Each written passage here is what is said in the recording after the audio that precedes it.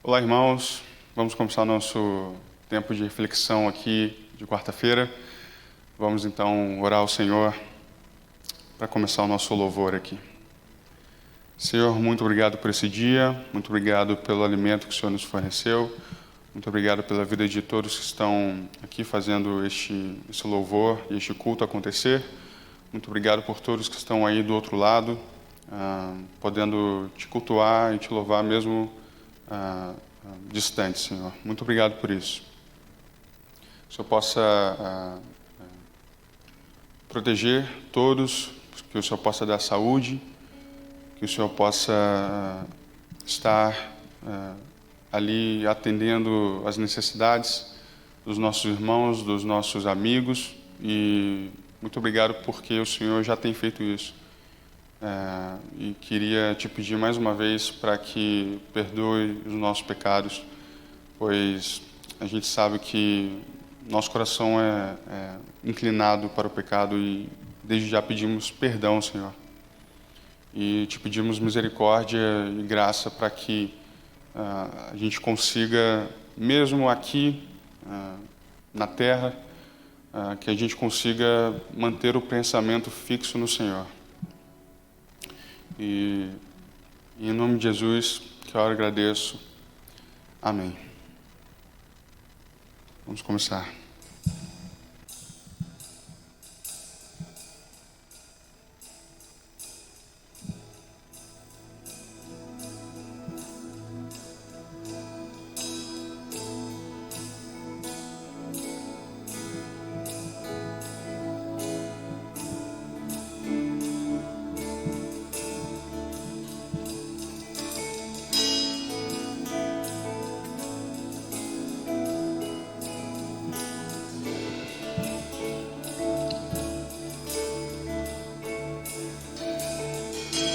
Tão incomparável é, Senhor,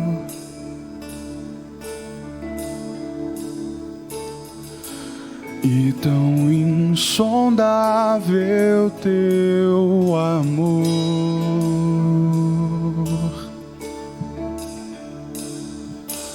Ao teu encontro eu vou,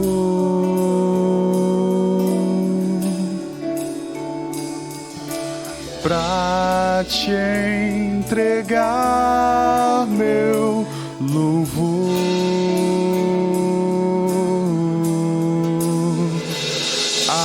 Amado Senhor meu, incomparável és, pra sempre te adorarei.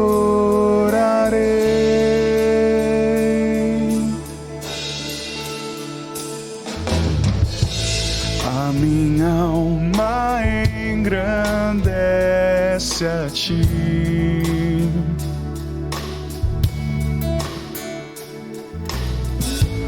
meu espírito se alegra em ti.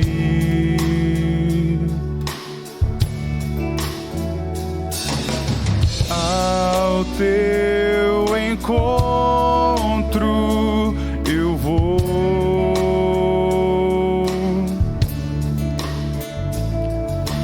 pra te entregar meu louvor.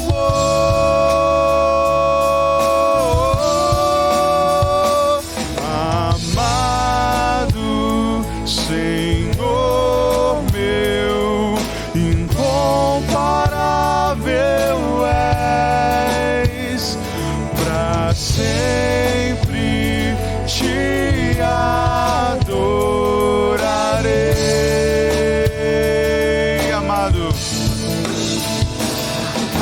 Amado Senhor meu, incomparável és, pra sempre te adorarei.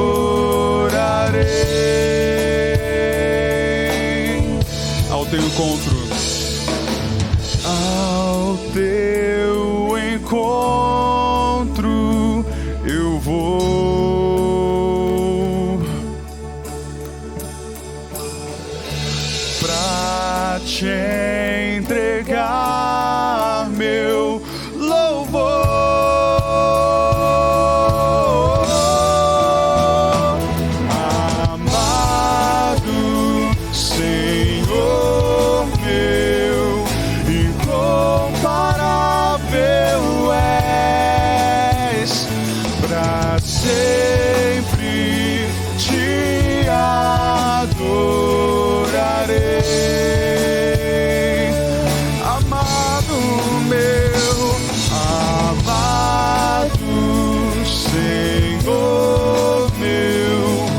incomparável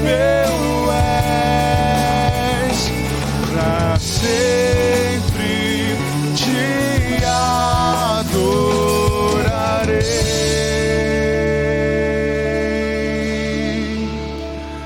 pra sempre te adorarei.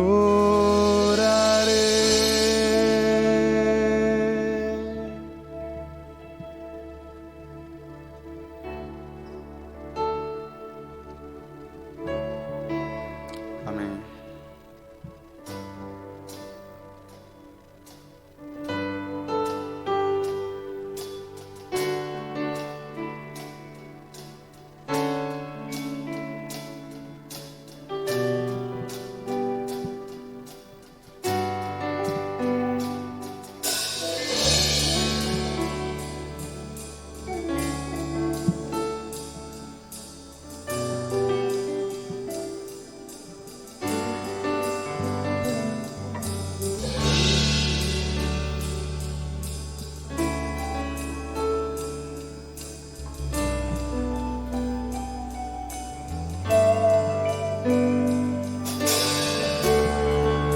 A ti eu vou clamar,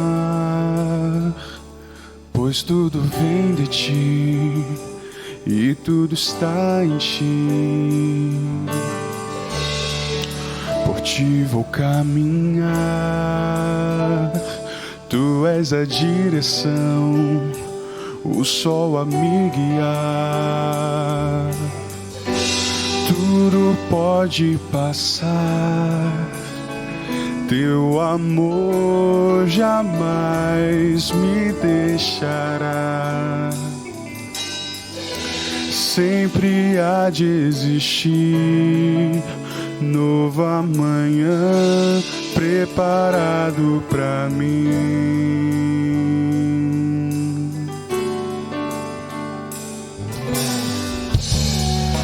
A ti eu vou clamar, pois tudo vem de ti e tudo está em ti. Por ti vou caminhar,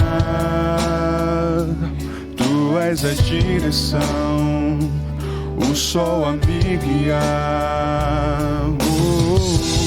Tudo pode passar, teu amor jamais me deixará. Sempre há de existir nova manhã preparado pra mim.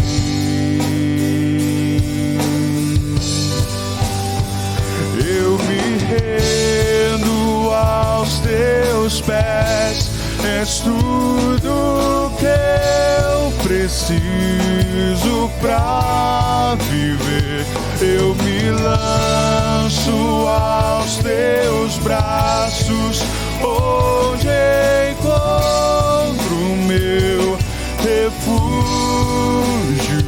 Eu me rendo aos teus pés, és tudo que eu preciso pra viver. Eu me lanço aos teus braços, onde encontro o meu refúgio, Jesus.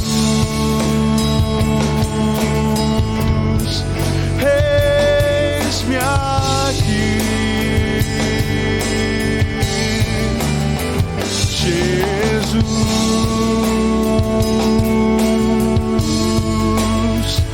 eis-me aqui.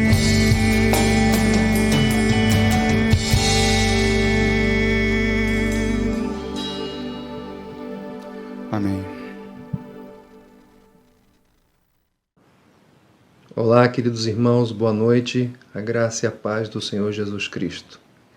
É bom estar com vocês via tecnologia para que nós juntos reflitamos mais a respeito de temas concernentes à palavra do Senhor. Temos estudado o livro Quem Eu Sou, de Jerry Bridges, E a ideia é nós refletirmos a respeito da nossa identidade em Cristo. Hoje nós vamos dar atenção ao capítulo 3, cujo título é Sou Justificado. Estar em Cristo é a identidade básica de todo cristão, de modo que todas as demais respostas à pergunta quem eu sou baseiam-se e estão dispostas, são construídas a partir dessa identidade. Esse é o resumo dos estudos que foram ministrados anteriormente. A partir de hoje, nós vamos estudar 6 aspectos ou implicações relacionados a esta identidade. A mais importante delas, ser justificado. É verdade que ser justificado, ou o tema justificação, não é algo tão compreendido. E por isso, compreensivelmente, algumas perguntas surgem. 3 delas servirão de base, elas serão a estrutura do nosso estudo. A primeira, o que significa ser justificado? A segunda, como podemos ser justificados? E a terceira, como podemos viver a realidade subjetiva dessa justificação no nosso dia a dia. Vamos então responder a cada uma delas. A primeira, o que significa ser justificado? Nós vamos nos basear num texto, ele será um texto importante para a nossa reflexão e para o nosso estudo de hoje. Esse texto é o de Gálatas, capítulo 2, versos 15 e 16. Gálatas, capítulo 2, versos 15 e 16. Eu peço que você, por favor, abra sua Bíblia nessa passagem e acompanhe a sua leitura, que diz assim: Nós, judeus de nascimento e não gentios pecadores, sabemos que ninguém é justificado pela prática da lei, mas mediante a fé em Jesus Cristo. Assim, nós também cremos em Cristo Jesus para sermos justificados pela fé em Cristo Jesus e não pela prática da lei, porque pela prática da lei ninguém é justificado. Você deve ter observado que o texto que acabamos de ler, ele faz referência à expressão justificado por 3 vezes. Esse é um tema recorrentemente utilizado pelo apóstolo Paulo, na verdade, por todos os apóstolos. Esse termo é utilizado num contexto judicial, ou seja, num tribunal onde o juiz declara o réu justo diante da lei. Teologicamente falando, ser justificado implica em Deus, o supremo juiz, declarar um pecador justo em relação à sua lei. É isso que significa ser justificado. Agora, a grande dúvida que paira em relação a isso é como pecadores podem ser declarados justos em relação à lei de Deus se eles constantemente estão pecando. Essa é uma questão que nós vamos responder daqui a pouco. Mas nós precisamos entender por quê. Por que não é possível sermos justificados pela prática da lei. O texto de Gálatas, capítulo 3, vai nos fornecer essa resposta. Veja só o que diz o texto, então, de Gálatas, capítulo 3, verso 10. Já os que se apoiam na prática da lei estão debaixo de maldição, pois está escrito: maldito todo aquele que não persiste em praticar todas as coisas escritas no livro da lei. Você percebeu? É impossível nós sermos justificados pela prática da lei. Por quê? Porque para que isso aconteça, nós precisamos cumprir a lei de forma completa e perfeita. E nós não somos capazes de fazer isso. E porque nós não somos capazes de cumprir a lei completa e perfeitamente, nós estamos debaixo da maldição dessa lei. São 2 opções, são 2 alternativas que são propostas, ou melhor, que foram propostas por aquele primeiro texto de Gálatas, capítulo 2, versos 15 e 16. A primeira opção era a de buscar a justificação pela prática da lei. A segunda alternativa era buscar ou de sermos justificados pela fé em Cristo Jesus. E é justamente essa segunda opção que resulta na justificação. É essa a opção que resulta, que desemboca na genuína justificação. Agora, por que isso é verdade? O texto de 2 aos Coríntios, capítulo 5, verso 21, vai nos responder. 2 aos Coríntios, capítulo 5, verso 21. O texto diz assim: Deus tornou pecado por nós aquele que não tinha pecado, para que nele nos tornássemos justiça de Deus. Esse texto aqui, ele apresenta três personagens: Deus, Jesus e nós. Deus é aquele que é o agente da ação, cujo objeto é Jesus e cujos favorecidos somos nós. Para nós entendermos por que é verdade que é só pela fé que nós somos justificados, nós precisamos dar atenção a três realidades, três verdades que nós encontramos nesse texto de 2 aos Coríntios, capítulo 5, verso 21. A primeira realidade é e diz respeito a Jesus. E que realidade é essa? Ele não tinha pecado. O texto diz: Deus tornou pecado aquele que não tinha pecado. Jesus não tinha pecado, porque ele é o Filho de Deus e porque ele não é da linhagem de Adão. É verdade, Jesus foi tentado no deserto, mas essa tentação externa não produziu nenhum movimento, nenhuma inclinação carnal internamente a Jesus. Nós temos abundante testemunho a respeito do fato de que Jesus não pecou. Eu vou citar apenas um deles. Hebreus capítulo 4, verso 15 diz que nós não temos um sumo sacerdote que não possa se compadecer das nossas fraquezas, mas alguém que, como nós, passou por todo tipo de tentação, porém sem pecado. Jesus não tinha pecado.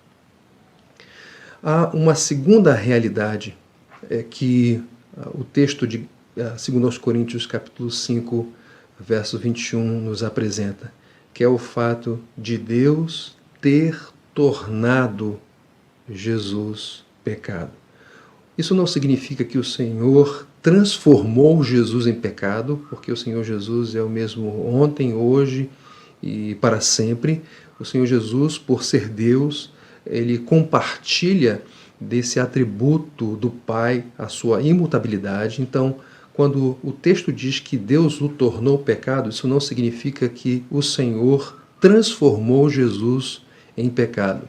Por outro lado, também não significa que Deus o coagiu, que Deus o forçou, que Deus conduziu o Senhor Jesus coercitivamente para aquela condição. Nós sabemos que o Senhor Jesus, ele se apresentou ao Pai e voluntariamente se deu, se dispôs a ser instrumento dele para a justificação de todo aquele que nele crê. Então, quando Deus ele tornou Jesus pecado, o que ele queria com isso, o que Paulo está comunicando com essa expressão, é que Deus considerou o seu filho pecado e fez recair sobre ele o peso e a culpa do pecado que todos nós cometemos. Isaías capítulo 53, verso 6, diz que o Senhor fez cair o nosso pecado sobre ele. E mais, o texto de Isaías, o mesmo capítulo, versículo 5, diz que o Senhor aplicou sobre ele um castigo. O Senhor o golpeou. O castigo que nos traz a paz estava sobre Jesus. E o interessante, queridos, é que esse castigo, que essa pena que recaiu sobre Jesus, essa ira de Deus que foi aplicada a Jesus, era para ser aplicada em nós. Era para ser dirigida para nós, porque fomos nós que pecamos, não Jesus. Então, Jesus era sem pecado. Além disso, Deus o tornou pecado, significando que Deus o considerou pecado para que recaísse sobre Jesus o peso e a culpa do nosso pecado. E aí nós vamos para a nossa terceira realidade. A primeira, Jesus não é pecador, Jesus não é pecado. A segunda, Deus o tornou pecado, ou seja, o considerou assim, fazendo recair sobre ele o peso e a culpa do nosso pecado. E a terceira realidade é que Deus nos tornou justiça de Deus. Que coisa maravilhosa! Nós fomos tornados justiça de Deus. Que coisa maravilhosa! O que isso significa? Significa que todos nós que pela fé cremos em Jesus, recebemos a justiça do santo, do impecável Cristo. É uma dupla transação. Na justificação, Deus assume, ele recebe e é atribuída a Jesus a nossa culpa, o peso do nosso pecado, e a nós é atribuída a justiça de Jesus pela fé. Todos aqueles anos de perfeita obediência aqui, 33 anos de cumprimento pleno da lei, foram atribuídos pela fé a nós. É por isso que nós podemos ser justificados. Porque quando nós cremos em Jesus, a justiça dele é atribuída a nós, de modo que quando Deus olha para nós, ele vê a perfeita obediência de Jesus. E com isso eu já estou afirmando, já estou respondendo à segunda pergunta. A primeira, você deve se lembrar o que significa ser justificado. A segunda, como podemos ser justificados. E aí nós voltamos novamente para aquele texto de Gálatas, capítulo 2, versos 15 e 16. Vamos ler novamente? Gálatas, capítulo 2, verso 15 e 16, que diz o seguinte: Nós, judeus de nascimento e não gentios pecadores, sabemos que ninguém é justificado pela prática da lei, mas mediante a fé em Jesus Cristo. Assim, nós também cremos em Jesus Cristo para sermos justificados pela fé em Cristo Jesus, e não pela prática da lei, porque pela prática da lei ninguém é justificado. Perceberam? O apóstolo Paulo, ele faz referência à fé nesse texto aqui de Gálatas 2, 15 e 16 por 2 vezes. É mediante a fé que nós somos justificados. É confiando na obra de Jesus. É confiando na obediência de Cristo que nós recebemos a justiça dele e somos considerados, somos declarados justos diante do Senhor. Agora, uma pergunta que você pode fazer é: o que é fé? Às vezes as pessoas dizem assim: eu dei um passo de fé. Só que esse passo de fé foi em direção a um vazio. Esse passo, essa fé, é uma fé sem sentido, porque a fé verdadeira, a fé bíblica, sempre tem um objeto. E esse objeto é Jesus. E nesse objeto, nós temos, digamos assim, 2 lados de uma mesma moeda. Ou seja, a fé é uma moeda de 2 lados. Num lado, nós temos a renúncia da nossa confiança na nossa própria justiça. E do outro lado, a outra face da moeda envolve a confiança na justiça de Jesus. Então, como é que nós somos justificados? Crendo em Jesus. depositando nossa confiança nele, confiando que a obra de Jesus, sua vida, sua morte, sua ressurreição, elas foram em meu favor, para perdoar os meus pecados, para me reconciliar com Deus, para que eu pudesse ser declarado justo diante do Senhor. Resta-nos uma última pergunta. A primeira, o que significa ser justificado? A segunda, como ser justificado?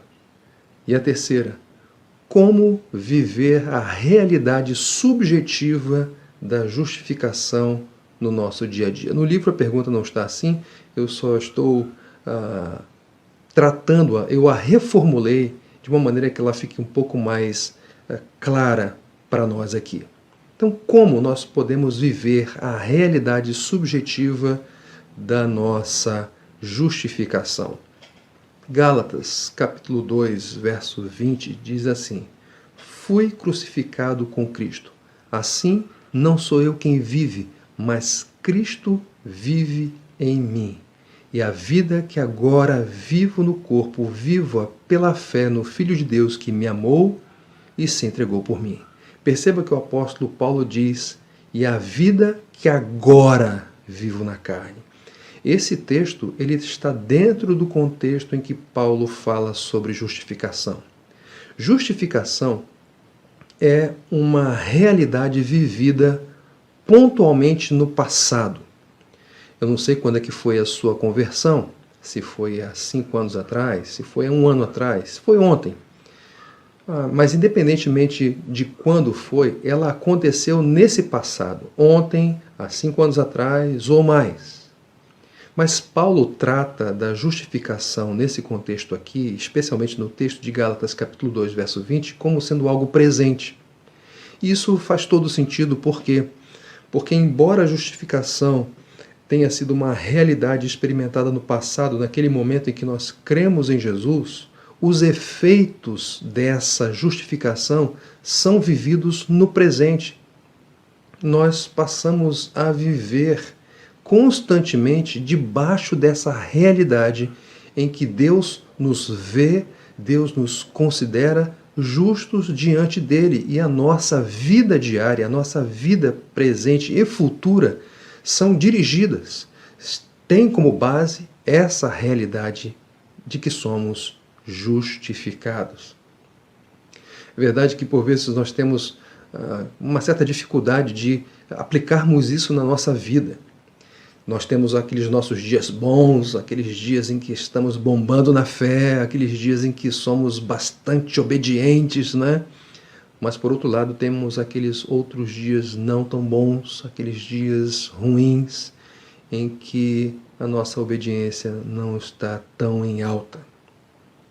É interessante porque quando nós estamos nos dias bons, nós pensamos que Deus está mais satisfeito conosco, mas nós devemos nos lembrar que a nossa justiça é para Ele como trapo de imundícia. Por outro lado, quando nós estamos nos dias de baixa obediência, nós pensamos que Deus não é favorável para nós. Devemos lembrar, então, que por sermos justificados, Deus não mais considera as nossas culpas, não considera mais o peso daqueles pecados que praticamos. Obviamente, isso não significa que nós temos a liberdade de sairmos pecando por aí. O apóstolo Paulo mesmo repreendeu aos irmãos ali de Romanos, no iniciozinho do capítulo 6, depois de ter afirmado que onde abundou o pecado, superabundou a graça. E aí os irmãos de Romanos poderiam concluir: então se é assim, então nós vamos pecar para que a graça seja ainda mais superabundante. Então, diante da possibilidade daqueles irmãos pensarem daquela maneira, Paulo os repreendeu logo de imediato. Ele disse: olha, porque a graça é abundante, nós podemos sair pecando por aí? É claro que não. Ele usa uma expressão enfática do grego para negar clara e expressamente isso. Então, O fato de Deus não considerar mais a nossa culpa não significa que nós devamos facilitar e fazer pouco caso do pecado. Deus continua odiando o pecado e nós devemos ter a mesma atitude e sentimento em relação a ele.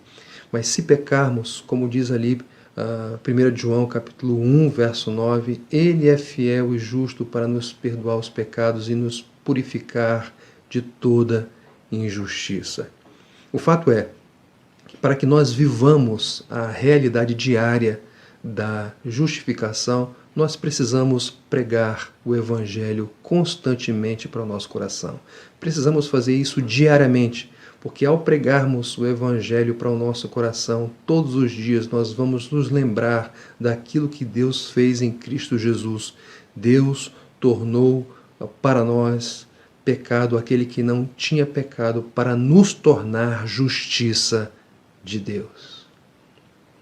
Que maravilha é e que privilégio é, queridos irmãos, nós estudarmos e refletirmos a respeito de um tema como esse, porque isso faz com que nós vivamos uma vida leve, uma vida confiante, uma vida cheia de esperança, porque Deus já nos livrou do peso do pecado, os atribuiu a Jesus e pela fé nós fomos justificados, e porque fomos justificados hoje nós contamos e fomos presenteados com a justiça de Jesus. A continuidade dos nossos estudos abordará outros aspectos. Como eu disse no começo, temos 6 aspectos para serem observados. Hoje observamos o ser justificado. Nas próximas semanas vamos dar atenção aos outros. Que Deus me abençoe e guarde.